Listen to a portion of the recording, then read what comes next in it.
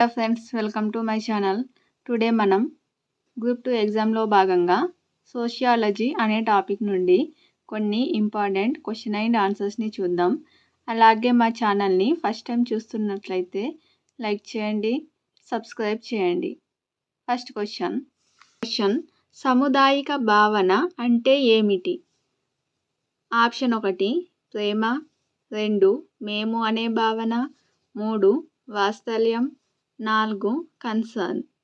Answer మేము అనే భావన. Option 2 correct answer. Next question సమాజం ఈ సూత్రంపై ఆధారపడి ఉంటుంది. 1 సమానత్వం, 2 రాజసం, 3 ఆధిక్యత, 4 విభేదాలు. ఆన్సర్ విభేదాలు.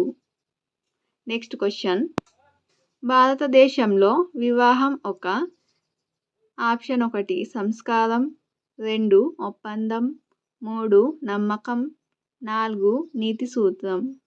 ఆన్సర్ సంస్కారం. అలాగే నెక్స్ట్ సమాజ శాస్త్రం అనే పదాన్ని ఏ సంవత్సరంలో రూపొందించారు?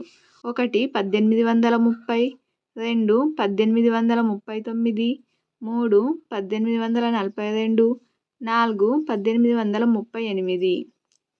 ఆన్సర్ 1838. అలాగే నెక్స్ట్ క్వశ్చన్ చూద్దాం. ఒక పురుషుడు ఒకే స్త్రీని వివాహం ఆడడం. ఆప్షన్ 1 బహుభర్తృత్వం, 2 ఏక వివాహం, 3 బహుభార్యత్వం, 4 బహువివాహం. ఆన్సర్ ఏక వివాహం. నెక్స్ట్ క్వశ్చన్ ఆల్కహాల్ లేనిదే బతకలేని తాగుబోతును ఈ పేరుతో పిలుస్తారు. 1 occasional drinker, 2 light drinker, 3 rare drinker, 4 alcoholic drinker. Answer alcoholic drinker. అలాగే నెక్స్ట్ క్వశ్చన్ 7th క్వశ్చన్ వ్యక్తులు లేదా సమూహాలు వేర్వేరు సంస్కృతులకు చెందిన వారైనప్పటికీ సంపూర్ణంగా మమేకమైన ఒక సమూహంగా గుర్తించబడటం. ఆప్షన్ 1 సంఘం, 2 విలీనీకరణ, 3 ఆపదన, 4 సర్దుబాటు. ఆన్సర్ విలీనీకరణ. ఆప్షన్ 2. నెక్స్ట్ క్వశ్చన్ స్థితిలో మార్పును సూచించేది ఏది? 1 పాశ్చాత్యీకరణ, 2 ఆధునీకరణ, 3 సంస్కృతీకరణ, 4 పారిశ్రామికీకరణ. Answer సంస్కృతీకరణ.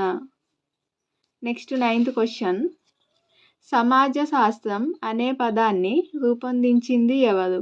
1 Johnson, 2 Kimball Young, 3 Max Weber, 4 Auguste Comte. ఆన్సర్ అగస్ట్ కామ్ట్. ఇతనినే అగస్ట్ కామ్టే అని కూడా అంటాము. అలాగే నెక్స్ట్ లాస్ట్ క్వశ్చన్ 10th ఇది ఒక బంధిత సమూహం. 1 వర్గం, 2 ఎస్టేట్, 3 నగరం, 4 కులం. ఆన్సర్ కులం. కులం అనేది ఒక బంధిత సమూహం.